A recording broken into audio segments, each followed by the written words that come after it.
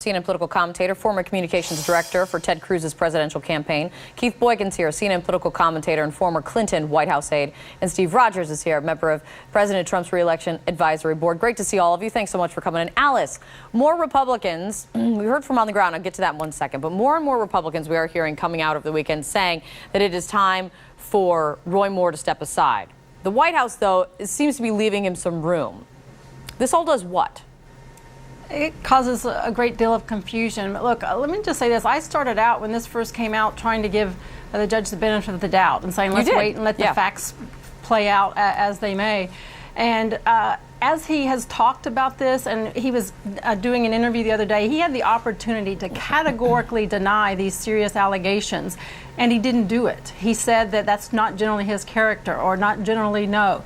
He didn't categorically deny these serious allegations, and right now, as Senator Toomey has said, in my view, this story, these accusers, their accusations outweigh his denials in my book, and I think that is a serious problem. And I think that it is up to the voters of Alabama to make this decision, but in the end, when it comes to party, principles outweigh a political victory here. And I think we all need to take a step back and look at what is in the best interest for this party. And in my view, it would be best with all of this going on if he were to step aside and let's have a write-in candidate there in Alabama, someone that will have principles above a political outcome. Someone else who's talking about party and principles is Charlie Dent. Congressman Charlie Dent, he's retiring, a moderate from Pennsylvania. He spoke out this morning to John Berman. Listen what he said, Steve. Listen to this. We just cannot be branded by individuals like this. It's at times like this that the leaders of the party have to step up and do what's right. We should be much more concerned about the brand of this party when it's going to be stained by somebody of this caliber and Mr. Moore. Does he have a point?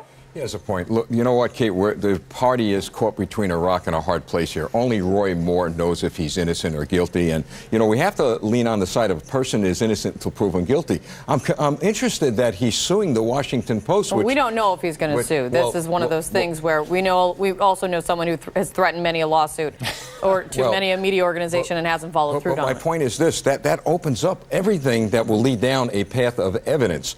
But look, I've said before, for the good of the party, for the good of the country, it may be prudent to step down. That doesn't mean I'm saying he should, because I still believe in the process, but I think that's why the White House gave him a little room. Well, I mean, I guess forget what we all have to say, Keith. I mean, it's all about the voters when it comes down to it at this moment, right? I mean, Jason Carroll, he played us some sound of some folks he listened to. He's folks that he met with over the weekend. I want to play some more sound of what other folks have been saying on the ground, voters in Alabama. Listen to this.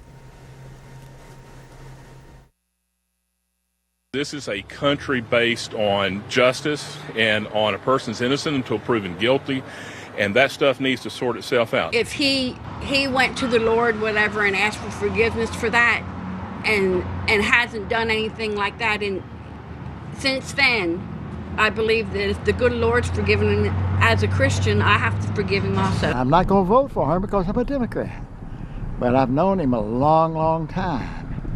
The thing that bothers me about those charges is that he's been in public life, run for many offices, and as many times as this happened, no one's ever said anything till now. And I don't think it comes from any place except Washington. All right. Let's get to that in just 1 second, Keith, because I just got some breaking news as we were listening to just that. Bring this to you right now as I'm reading it for the first time. Senate Majority Leader Mitch McConnell, the top Republican in the Senate, he's speaking out about the Roy Moore allegations moments ago. Senate Majority Leader saying he believes the woman who accused Roy Moore of a relationship when she was underage. The senator saying, I think he should step aside. He told this to reporters in Louisville, Kentucky. I believe the woman, yes. He says they are looking to see if a write-in option could be successful. That is a very major statement coming from. I mean, backstory. Mitch McConnell did not support Roy Moore at all. He supported Luther Strange. So did the president in that primary. But what does this mean, Keith? Well, clearly there is there's some bad blood between the two of them. And the moment the story first broke, Mitch McConnell said that Roy Moore should consider withdrawing, but he'd never said that he actually believed the allegations until now. So I think that's a major development. What's happening here is damaging to the Republican Party brand at the worst possible time. They just lost the elections. They were practically crucified last week. But I guess as we were just listening to those voters, they don't care what Mitch McConnell has to think. Well, yeah, and that's troubling, too, because, the base of the party is not necessarily in step with the leadership of the party. And the problem is you have people like the Alabama state auditor who's out there saying, comparing Roy Moore's behavior to that of Mary and Joseph, the parents of Jesus.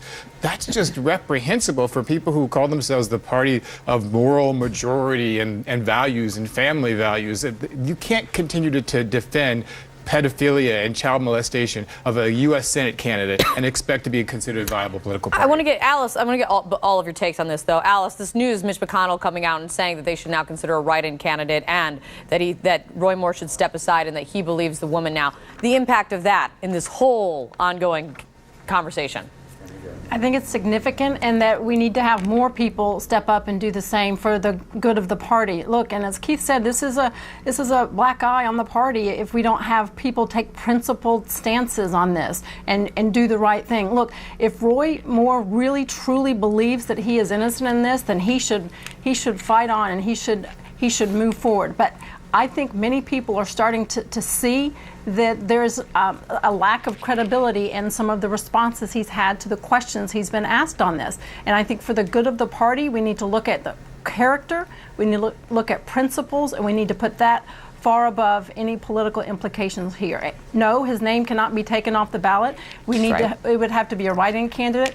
And at the end of the day, it's up to the people of Alabama to decide. And if they can convince them this is a war against Roy Moore based on the fake news and GOP establishment and the Democrat opponents, then many people in Alabama probably will believe that and probably will vote for him. And right now, it is tied neck and neck with he and his Democratic challenger. So he may be able to pull this one off. But right now, I think we need to look at what's best for the party.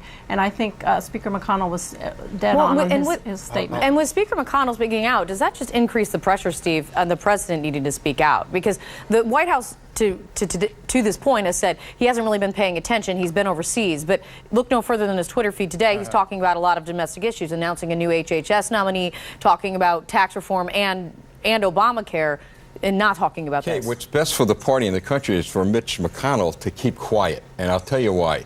First of all, where's the evidence? Where are the facts? And if down the road, and I would never want to see this happen, if anyone else, including Mitch, was accused of something, do we get on TV and say, well, I believe the accusers, let the process work out? That's the problem with our party. I'll tell you. I'll agree. The problem with our party, Keith, is these people, the swamp monsters are jumping in on what should be a judicial process. Except that your president, who you support, is the chief purveyor of this type of false accusation. I'm not going to accept that on national TV. He is not a chief purveyor. Oh my God, He's the commander-in-chief of this. Yes, but you know that he spent 5.5 years spreading a lie about President Obama with no evidence. And now you're saying that we should wait for more evidence before we draw conclusions. Old news. Well, yes, I agree. When do we move forward? When do we move forward? Let me just finish. Yes. We should have evidence. We should have an orderly process. But let's start by having a president who respects the rule of law. And you don't have the authority, the moral authority, as a Trump supporter to say that when you're defending a guy who routinely disrespects the rule of law. We have a president who does respect the rule of law. He just took an Asian trip where the world leaders respect this man, and a good part of this country respects him. And he got elected. He's our president. Let me ask you we're only here to talk about the bad things about no. Right? Not about the good. I just did an entire segment talking about part of the Asia trip. You know that, Steve. I'm covering all aspects of it. But let me ask you this. When it comes to Mitch McConnell, no matter what you think of Mitch McConnell, does this now increase the pressure that the president's going to have to say something about this? No, I don't think so. I really don't, Keith. I think the president said what had to be said, and that was let the process work. If the man is guilty, we're going to find out, and he's got to step down. That's what the president said. Who's the burden of proof on right now? Because I've heard from other Republicans, you know who needs to provide more proof that he's innocent, especially after that interview that he did on Friday, saying that, well, when it comes to dating teenagers, that's generally not in my normal behavior. That's not customary. Mary, for me? I mean, that is the strangest I'll way I've answer ever that heard from someone two say perspectives. One, the burden of proof is always on the accusers. But two, a man once said this to me, is not a court of law. This is okay. a court. This is. I'm talking about. I'm not asking you guilty or innocent in a criminal case. I'm asking you.